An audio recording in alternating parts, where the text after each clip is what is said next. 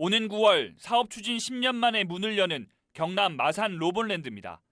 로봇 R&D 연구센터와 컨벤션 센터, 테마파크가 최근 준공을 마쳤습니다. 가장 눈길을 끄는 건 테마파크입니다. 11가지 로봇 관련 전시 체험 시설과 22가지 놀이기구를 갖추고 있습니다. 특히 90도로 수직 낙하하는 쾌속열차는 아시아 최초입니다. 즐길 거리가 부족한 지역 사정상 분명 화제가 될 것으로 예상됩니다. 실제 로봇랜드 측도 내년 110억 정도의 수익이 날 것으로 기대하고 있습니다. 고용 창출이 한 260명 정도 양질의 일자리가 창출이 되고 그리고 지역 경제 활성화에 큰 도움이 될 것 같습니다. 전문기관에 의뢰한 결과 경제적인 효과가 8,500억 정도로 지금 보고 있습니다. 문제는 로봇 산업 육성이라는 원래의 취지를 달성할 수 있느냐입니다. 테마파크 같은 관광 숙박시설은 로봇랜드 활성화와 민간 자본 유치를 위한 하나의 수단이지만 이게 로봇랜드의 주인이 될 우려가 큰 상황입니다. R&D 연구센터에 입주하기로 한 로봇 관련 기업은 현재 13곳에 불과합니다. 26곳을 목표로 했는데 겨우 절반만 채웠습니다. 기업들의 연구를 지원하고 육성할 준비도 부족합니다. 국가연구과제나 국비를 받아올 생각이지만 아직 계획 단계에 있습니다.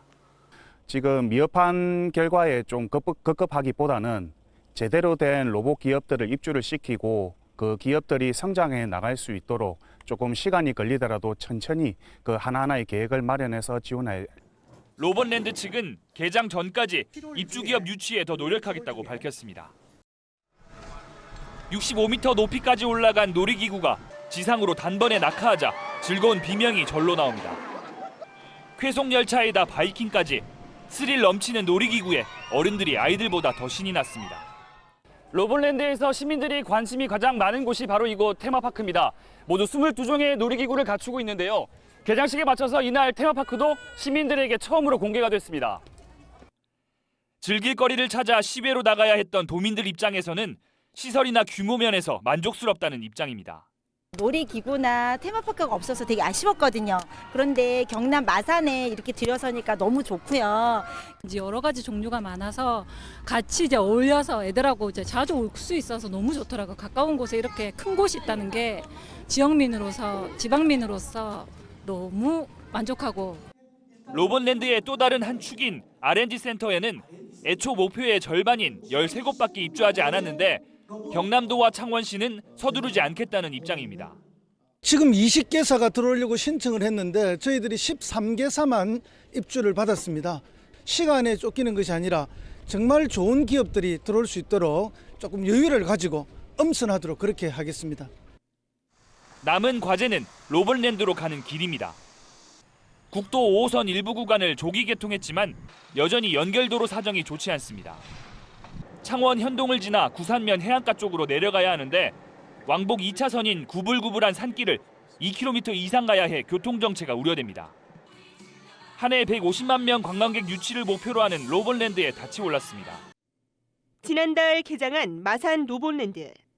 이곳에서 우려하던 안전사고가 발생한 것은 이달 초입니다. 부산에 거주하는 35살 김모 씨는 주말을 맞아 창원에 사는 친척과 아이들을 데리고 마산 로봇랜드를 방문했습니다. 4살, 5살 난 아이들을 포함한 일가족이 전동차를 타고 제조 로봇관에서 체험 관람을 하던 도중 갑자기 뒤따르던 전동차가 돌진해 앞 차량을 그대로 들이받은 것입니다. 시야를 저희가 천장으로 보고 있었어요. 천장에 빔 프로젝트 영상이 나왔었고 저희는 완전히 무방비 상태였는데 기차가 저희 차를 들여받아버린 거죠. 내부 시스템 오류가 발생하면서 김 씨가 타고 있던 전동 차량을 그대로 추돌한 것으로 추정됩니다. 그렇게 받고 나서 순간적으로 고개가 젖힌 상태에서 목, 그다음에 허리, 팔꿈치 쪽에 가쪽에 탄 사람들은 팔꿈치 쪽에 굉장한 그 통증이 왔었습니다. 이 사고로 목과 허리를 다친 김 씨는 전치 3주 진단을 받았고 병원 치료를 받았습니다. 김 씨뿐 아니라 모두 5명이 피해를 호소하며 치료를 받았습니다.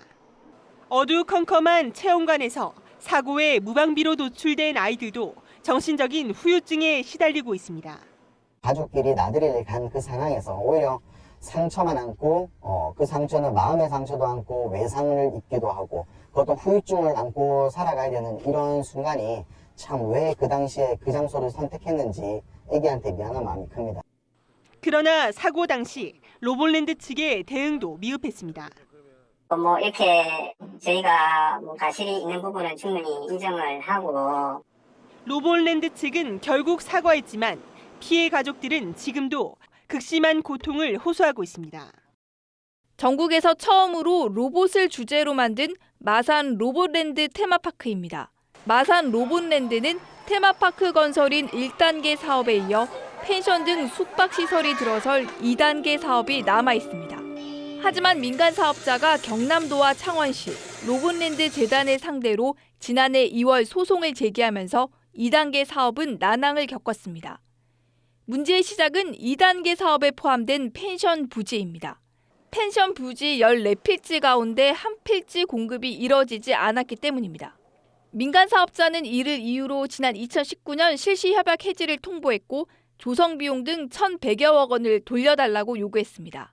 1년 6개월 만의 다툼 끝에 법원은 1심 판결에서 민간 사업자 손을 들어줬습니다. 펜션 부지를 공급하지 않아 민간 사업자가 매각을 통한 대출 상환에 어려움을 겪었고 결국 이는 실시협약 해지에 해당한다는 것입니다. 경남 로봇재단과 경남도는 즉각 항소할 뜻을 밝혔습니다. 대체 부지를 제시했지만 민간 사업자가 사업을 진행할 의지를 보이지 않았다며 억울하다는 입장입니다. 재단은 로봇랜드 사업 추진을 위하여 최선의 노력을 기울였음에도 법원은 민간 사업자 주장 위주로 협약을 해석한 것 같아 매우 유감스럽습니다. 개장 2년 만에 관람객 50만 명을 돌파하는 등 자리를 잡아가나 싶던 마산 로봇랜드.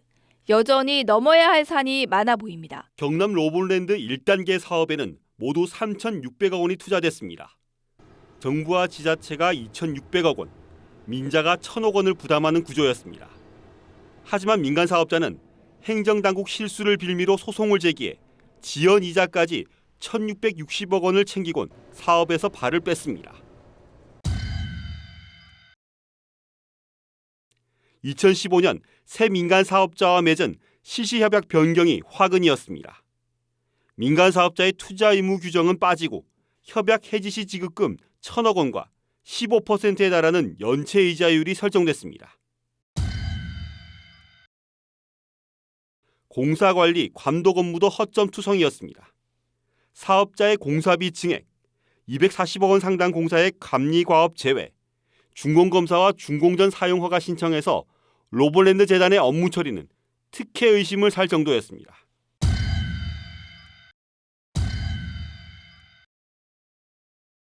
역시 핵심은 소송의 빌미가 된 창원시의 펜션 부지 한 필지 출연 지연이었습니다. 민간 사업자와의 소송에서의 부실 대응도 드러났습니다. 재단은 소송에서 유리한 사업자의 부적정한 행위들을 알면서도 주장하지 않았습니다.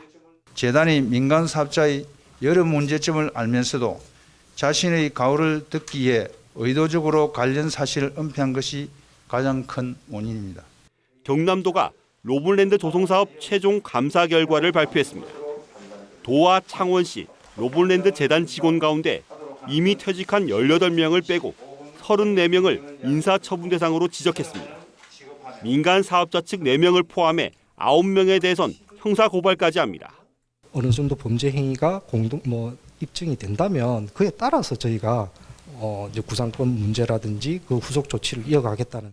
다만 문제 발단 핵심인 실시협약 변경은 당시 홍준표 지사의 의지였던 만큼 실무진들만 책임을 지게 되는 것 아니냐는 문제 제기도 나옵니다.